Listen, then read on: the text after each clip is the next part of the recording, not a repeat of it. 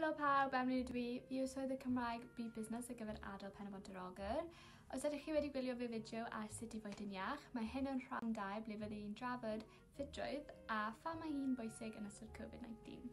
Fel oeddwn i ddweud ar ddechrau y fideo arall, dydw i ddim yn feithegydd nac yn hyfforddwr personol, ond dwi'n mwynhau cadw'n heini. Felly roedd i'n meddwl byddai'n syniad da rhannu gyda chi'r byddion ar hyn rydw i wedi bod yn gwneud yn ystod lockdown. Mae gwneud ymarfer corff yn ryddhau yn dolffinau sydd y peth yn gwneud i ni'n deimlo'n dda ac yn hapus. Yn ogystal â ymarfer corff, mae'n bwysig i fwyd yn iach. Felly yn fwyd yn iach ac ymarfer corff gyda gilydd yn gwneud pethau rili dda. Dwi'n llithio i mewn i beidio chael trefn ac mae ymarfer corff yn rhoi rhywbeth i ni wneud ac mae ganddo fyddion gwych. Ymhellach mae'n iechyd meddwl mor bwysig a'n iechyd corfforol ac felly mae'n mor bwysig y bod ni'n gofalu am hynny hefyd a mae ymarfer corff yn gallu helpu gyda hynny. Does dim angen chi wneud llawer yn enwedig os ydych chi'n newydd ddechrau cyflwyno ymarfer corff yn eich bywyd. Os ydy mynd am dro yn ddigon â chi, mae hynny'n iawn.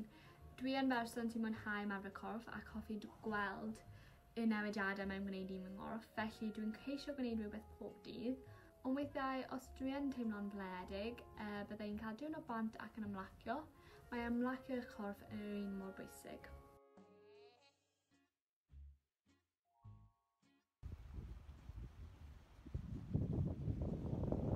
Mae mynd am dro unwaith y dydd yn amser perffaith i fod yn ystyriol ac yn ystod y daith honno i gymryd cwbl o funudau i feddwl pa mor hyfryd yw'r diwrnod, neu pa mor hyfryd yw'r clywed yr adar yn canu, neu pa mor hyfryd yw'r olygfa.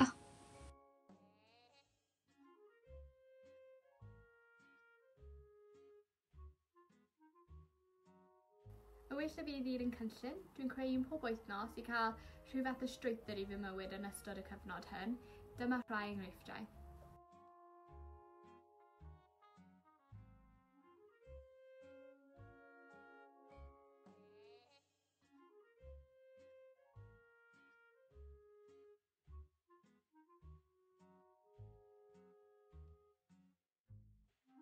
Mae llawer o fideos ffitrwydd ar-lein ac am ddim.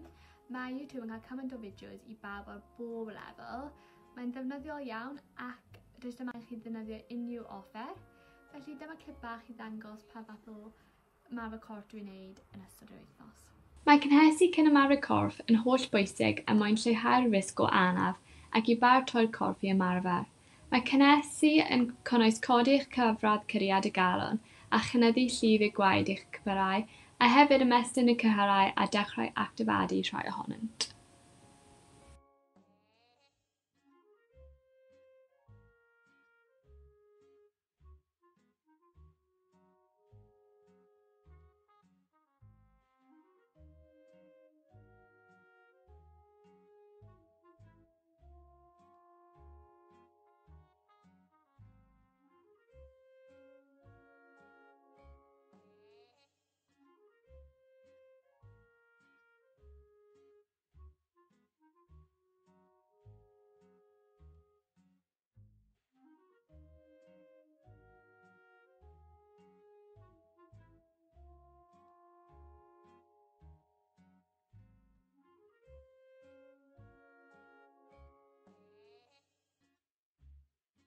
Ar ddiwedd eich ymarfer corff, mae'r un mor bwysig i oeri eich corff er mwyn lleihau eich cyfradd curiad y galon nôl i'w gyfradd ymlaciol.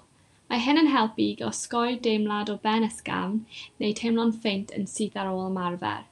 Hefyd, wrth ymestyn eto, mae'n lleihau'r risg o ddolur cyhyrol. Diolch yn fawr iawn am wrando ac yn wylio. Dwi'n gobeithio ei fod wedi bod o gymorth. Felly diolch yn fawr a chofiwch i gadw'n ddiogel.